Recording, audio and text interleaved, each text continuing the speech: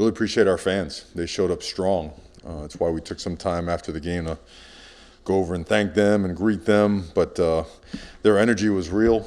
Our guys felt it, and they stayed there the entire time, so it was good to see them after. But, as it relates to the game, I think it's important to note that this game was won in January through spring practice, again in the summer workouts, again in spring practice, summer workouts, fall camp, and then game week. I think our guys, their practice and preparation became game reality. Did all the things necessary to start the season the right way against a very talented team. I think culture showed up strong in a couple different ways. We responded very well to any kind of adversity. We turned the ball over deep in our territory, and our defense goes out there and holds them to a touchdown, to a field goal. But then they score a touchdown on a busted play, and our offense comes right out, scores a touchdown, ends the half, and then comes out in the second half and scores another touchdown. So tremendous response. Really proud of the fact that we had 0 pre-snap penalties and 0 post-snap penalties. I think that's also a strong sign of culture developing and getting better, discipline improving and getting better. Handling the environment the way our guys did made the noise a non-factor. And also sort of a lot of self-control and, moments where, usually we haven't in the past. So a lot of growth and development there. And then also thinking physicality and effort and toughness. At the end of the day, they didn't affect our quarterback as much as we affected theirs. We had several yards after contact, some of those muddy, bloody yards that you get, going through arm tackles. So I think we handled and controlled the line of scrimmage well against a really physical and big front. And again, affecting the QB and keeping ours clean was a big factor in the game. We made some big plays. We also, we dropped a couple touchdown passes that could have helped us also in the game. We made some mental mistakes, and special teams wasn't up to par, so a lot of things to clean up. But all in all, a strong performance. Hard work went into that. A lot of, name it, talent acquisition, player development, personnel use went into that. So good start to the season, and then moving on. So questions, please. Coach, I would ask you about Cam McCormick. Obviously, all he's been through, and for him to be able to start the season off with a touchdown, first for you guys. How special was that, and were you able to share a moment with him? I don't think anybody expected that, right? That was the winning ticket in Las Vegas for somebody, that Cam was going to score the first touchdown for the Miami Hurricanes this year. You know what he's been through. Maybe one day it'd be good if you take some time and do maybe you have a story on what he's actually been through physically and some of the surgical procedures he has had to be able to be where he's at. He's 100% healthy. Better than ever. But to get here, he's been through a lot. So a completely unselfish, hard-working, real-deal human being who shows up every day and brings it. So awesome to, at his age, getting hit over and toppling over backwards. I was a little worried about him, but no, the guy is awesome, and glad he started off the season that way. I know all the kids matter to understand he's 26 or whatever he's not a kid, but just because of the relationship you've had and the length of that relationship with him, how rewarding is it for you to see him just still, first of all, not just producing and performing and contributing, just being happy out there. I don't smile often. It brings a smile to your face. He's. How would imagine your own son going through all that stuff like he did. So, but again, to go through it and complain as opposed to go through it and do what he does, bring it every single day and make people around him better. That guy's going to be successful in everything he does in life. I think he'll be a great NFL player as well. He's just got the super bright future and is a great mentor, an absolute awesome mentor to young players. The idea of handling success, how does a program do that? How do you keep a program on edge? Well, I think it's pretty simple. You stay mad. You should be very driven and hungry, and you should be pissed. You should be mad. That's not our best football, and no offense to media, but I'm sure the media had, one article written in our favor and had another article ready to hit send and bash Miami and our people and our players, So they don't, they're so, I would say, focused on winning. They're so about just having enough of years of Miami not reaching its supposed potential, that it's not hard to point out the things that have caused issues in the past in Miami and to bring to light the things that must be done to avoid any setbacks. So handling success is going to be as simple as realizing the truth. We're nowhere near as good as we could be. We left a lot of plays out on the table on Saturday. We're super excited about the progress that has been made and some things that were done, but we've had enough experiences going the other way, knowing that this is the best time to be our best. Mario, the last time you were there as head coach of FIU, obviously it was a different set of circumstances. How did it feel to return to Florida, your alma mater, and be able to win as decisively as you did? Because this was an excellent football game. I understand when you have to bring a team like FIU, they're trying to build their athletic department. This was unbelievable, what we saw Saturday. Yeah, I mean, it points to the importance of personnel in college football. I mean, you're right. Someone brought that up the other day. You must have talked to a friend of mine. We went up there in, was it 09 or something like that? And it's Tim Tebow at quarterback, and it's I remember because I think Aaron Hernandez had a touchdown. He punted the ball to the crowd, and we're trying to get the ball to T.Y. Hilton, and you got guys intercepting the ball with one hand, running it back for a touchdown. And I remember their coach actually telling me just stick to the plan. Hard work, good people, putting effort works out. So to be able to go back and play because they have a really talented team. They have a lot of talent. I mean, they I think almost 20, Senior Bowl invite candidates on their team, very big, long, athletic guys, and they have the environment in their favor. So to go up there with our guys, and we feel that our roster has certainly become a lot more talented and has worked really hard and prepared well. To go up there and be able to have that type of success and a result is really, it's rewarding and encouraging more than anything. It whets your appetite for better things to come in the future. Two of the coordinators being back, what did you see just in terms of the job they did and the continuity? Because like you said, it was a clean game in game one despite a bunch of new players. Yeah. Just the job they did, having the guys ready to go. We were a little bit messy. I mean, we had some substitution errors that we got to clean up. But back to the main point that you mentioned, as big as you can possibly get, having continuity at the coordinator spots, especially when both made such big jumps in year one. Because year one, of course, you evolve throughout the course of the year and you grow and develop some as a system and as a staff. But when you have an entire off season and you enhance personnel and those guys get to go to work and really evolve their systems and grow and learn and travel around the country and network and study opponents, that's a massive difference to have year two coordinators in place, especially of the caliber of both Lance Guidry and Shannon Dawson. Those guys are elite human beings and elite play callers and coordinators. So very blessed to have both of them, and they did a great job.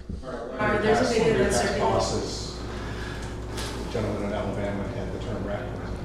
Do you address what's coming? I mean, you Absolutely. want to beat Florida, and oh my gosh, you're unbelievable now. And do you have to tell this team? Absolutely. And you go right at it. You don't sugarcoat it. The best part about this team, you can look them right in the eye and give it to them, like right between the teeth, man.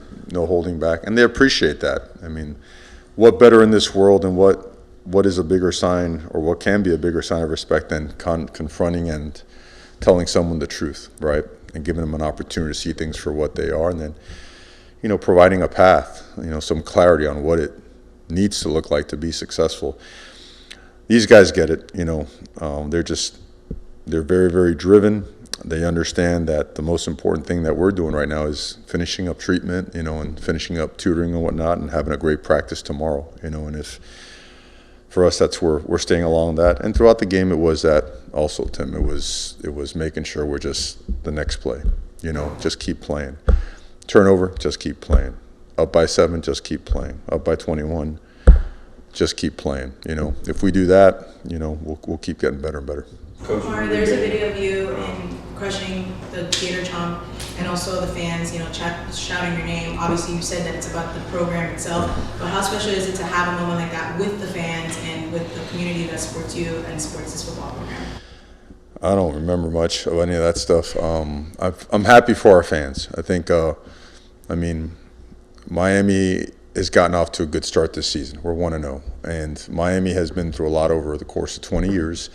And it's the major reason why, when I was granted the blessing of the opportunity, was the number one, and there wasn't really a second reason of why choosing to come to Miami. That was always the most important thing.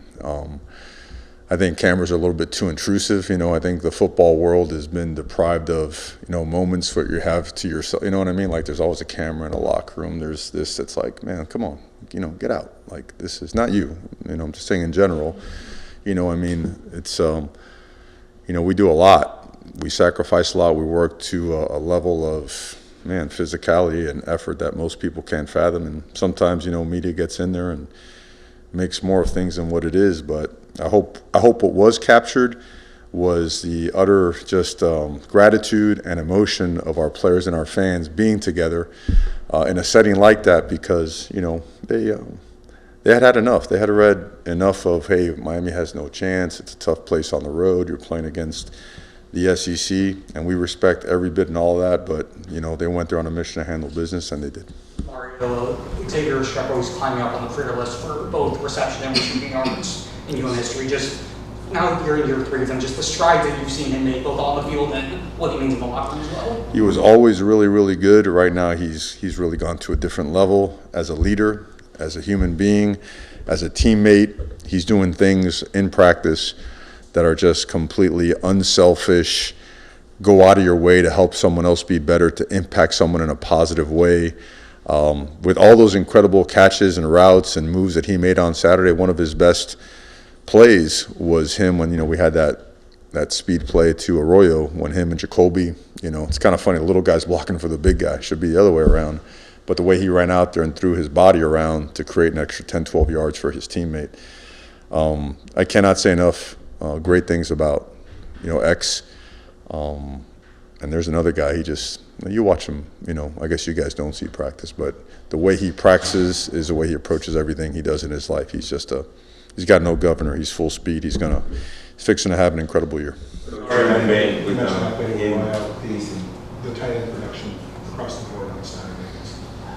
Well, A long time. How nice was that? we want to do it last year, man. It's kind of to the question you had mentioned about coordinators in year 1 and putting it all together. It's kind of a, how would you say, as all these things come together. I mean, we have a strong tight end background here at Miami and the place that we had been in before, and Coach Dawson has had just a really strong background in just about everything. And when all that comes together, and he's a coordinator and play caller, and he put some unbelievable plans together with the rest of the staff. It was highlighted, right after the season. It's like, hey, we have really good players. They have to be involved. They're going to help us win games. They do present, mismatch issues for opponents, and I think that was on display on Saturday. And the best is yet to come for those guys. Those guys are awesome to be around. In the same vein, that you mentioned about Cam, I think he missed a lot of time with injuries. Elijah Arroyo missed the better part of 2 years with injuries. To have him have such a big game in his first game, fully healthy again, just what did that mean to him and to the guys around him? If all those that have watched him practice knew that it was going to happen for him. He is that talented. He is that hard of a worker, and as from a performance standpoint, he's done it day in and day out. I mean, he's kind of a freakazoid in terms of his specs, his speed, his explosiveness, his power, and he's become a really, really good blocker as well at the line of scrimmage and on the perimeter. So he's a really good weapon, and you saw how he got moved around a bunch of different spots. We're going to continue to do that. Mario, after the game, you said, how you're going to see this team handle the first win of success. Mm-hmm. What are you guys preparing for with FAMU, the home opener? Also, players saying, pack the rock, getting everybody out there for FAMU. Absolutely. Well, the first thing was making sure we took care of business in practice today. Everybody early. I mean, the first thing you want to look for is anyone not going to get here early, because for us, early's on time. Is anyone not going to be taped? Is anyone not going to be wearing the right gear? Because that's always a sign, right, of just having just an arrogance for not doing things the right way. And that's not the case with this group. This group was here early, ready to work, and they got after it and had a great practice. And they're excited to come back home and play at home.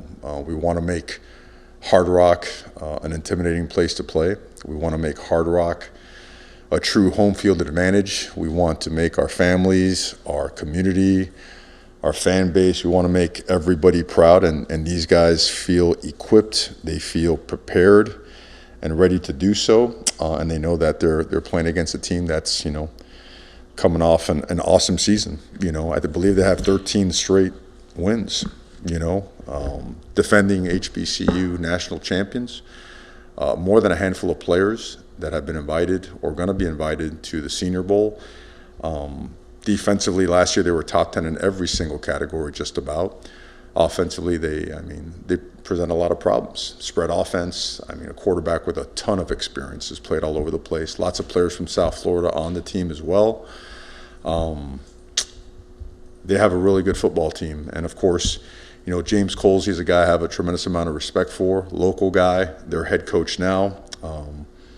I know he's not only a first-class coach, he's a first-class human being, and he's going to have his team prepared to play, and we will be prepared to play as well. What did you say about Ruben Bain? How's he doing?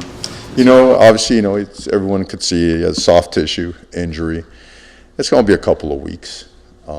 That's, you know, I'll know more as these tests go on throughout the course of the day and the week, but he will not be playing this game. I can tell you that. The rest of the info regarding that, you know, I don't know if I can honestly say that I'll be transparent about it completely, but I'll do my best. Mario, do you foresee your backup quarterbacks in the next game or two getting a little bit of playing time, you know, in the event that the situation presents itself? We're trying to get everybody meaningful snaps, you know. We like it so that if you play, it's earned. I think that's really important. I think sometimes people start talking about like playing somebody else. We got to play our first team guys and go win this football game. I think any statement uttered besides that, any thought other than that, I think is a complete disrespect to football and opponents. Thank you. You know what I mean? I think we're playing a really good football team. We play one every single week. The guys that are capable of playing and have earned playing time will play when their time comes, but our plan is to put our best 11 on the field every single time we get a chance. Sorry, after getting a chance to, you know, evaluate the film and everything, just what were your thoughts on the offensive line? It seemed like Cam had, you know, half an hour to throw in some place. Yeah, well, he had a lot of time to throw. You know, the offensive line played an awesome game. They really did. They were physical. They found a way to. I thought the play that was the best indicator of the type of day it was that last pass to Elijah Lofton when he was kind of all tied up, and then you saw 5 giant humanoids sprinting into that pile and just, you know, pushing another 6, 7, 8 yards.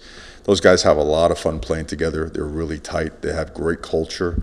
They were physical. They were physical in the running game as well. And it was going to be a muddy, bloody yard game because of loaded boxes, stacked boxes, odd, tight, bare fronts, right? And they just kept coming and coming and coming, and they provided him with a lot of time. You know, we gave up a sack at the end. There was kind of a covered sack, and Cam stepped up. So, but aside from that, yeah, we felt we did a really good job. Speaking of the younger guys, 2 standouts from South Florida contribute on both sides of the ball. Jordan Lau, OJ Frederick. Just talk about them, what they've done to earn that playing time, and just how special is it to see, you know, South Florida guys making an impact early. Yeah, you're talking about OJ and Jordan Lau. Sorry, I couldn't hear you. Yeah, those guys, you saw no flinch in them whatsoever, right? I don't know when's the last time a true freshman started in a game of this caliber at either position, but OJ did get the nod. Went out there and he did an unbelievable job. Sky's the limit for him. He's long, he's fast, he's strong, he's smart, he's physical, he is relentless. And Jordan Lyle is the exact same thing. You saw that one play where he gets wrapped up and spins out and comes out with balance and gets another couple yards. 2 really talented guys that have been raised the right way. I mean, you want to talk about mentality and what you look for in recruiting. You draw them up just like those 2 guys right there. Strong-minded, hard-working, relentless guys that have zero flinch in them whatsoever. They went in there, it was like, okay. And they played obviously for a great coach and a great program, and like a bunch of our guys here in South Florida. You know, they do a great job with their players, and certainly they have a lot of pride when they take the field wearing that U. Thanks, Coach. Thanks, guys. Thank you.